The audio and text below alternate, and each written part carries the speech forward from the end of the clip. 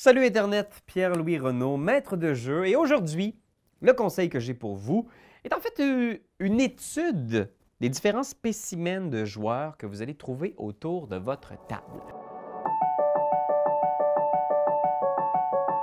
Alors, c'est les 5 types de joueurs qui jouent à Donjons Dragons. Alors, des joueurs, des joueuses qui cherchent différents types d'expériences. Parce qu'on n'est pas tous là pour la même chose quand on vient jouer à Donjons Dragons. Et je pense que de saisir qui se trouve autour de votre table, ça va vous permettre d'adapter un peu votre session, votre campagne, pour être plus en phase avec ce que les gens aiment de ce jeu-là.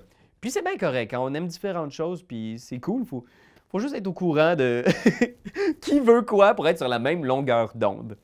Alors, le premier type de joueur qu'on retrouve très souvent, c'est le Power Gamer. Le Power Gamer, il est là pour kicker des faufounes. Il veut péter des gueules. Il veut être fort, efficace. Il veut avoir un personnage qui est optimisé. Alors, souvent, il va avoir un personnage qui est très fort, mais qui utilise des règles qu'il a trouvées dans le fin fond de l'Internet. Alors, faites juste vérifier que tout est réglo sur sa feuille de personnage. Je pense que c'est le genre de joueur qu'il faut un peu surveiller, mais souvent, ça va bien. Et je pense qu'il faut le laisser briller.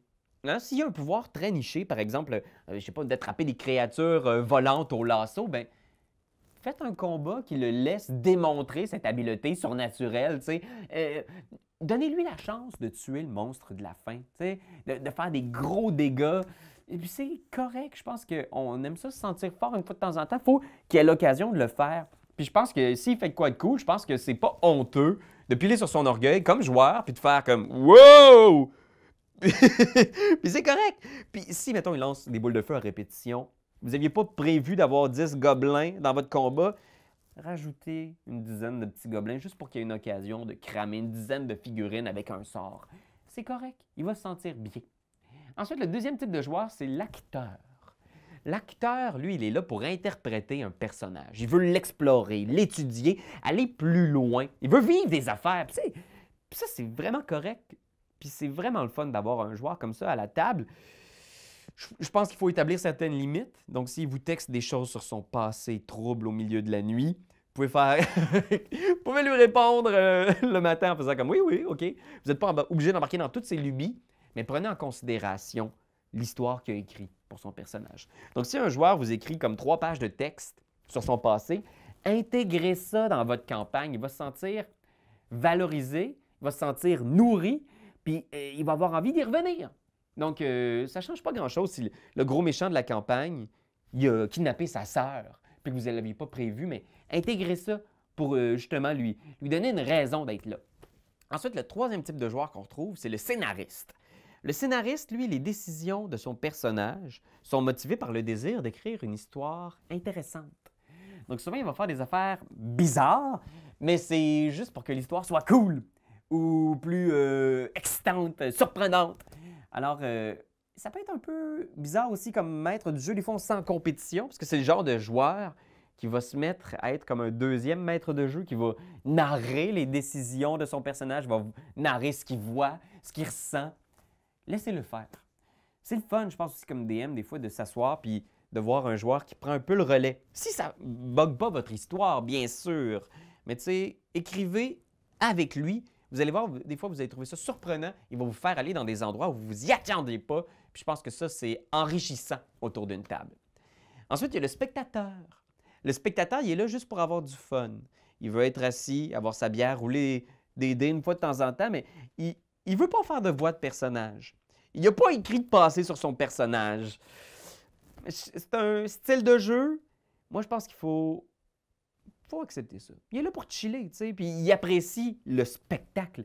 Il va mettre les autres joueurs en valeur parce qu'il va rire. S'il fait des jokes dans un moment dramatique, c'est correct.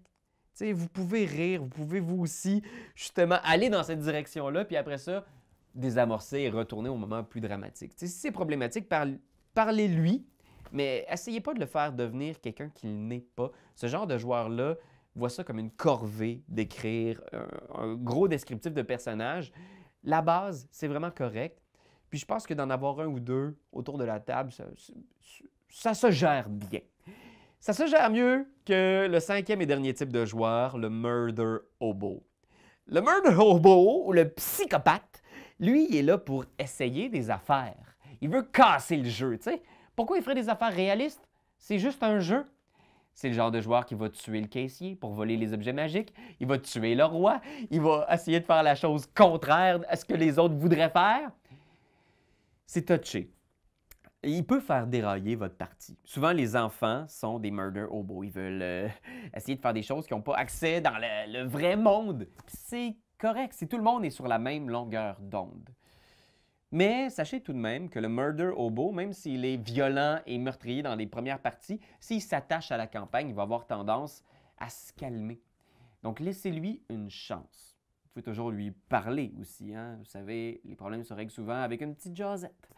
Alors voilà, j'espère que ça vous a aidé à mieux connaître, mieux cerner les joueurs autour de votre table. Vous, quel genre de joueur êtes-vous? Est-ce que vous connaissez des murder hobos? Oh mon Dieu, moi j'en connais quelques-uns. Alors vous pouvez laisser un petit commentaire juste en bas ici. Et sinon demain, une partie avec les appendices et Etu Game sur notre page. Et d'ici là, je vous dis bye bye Internet.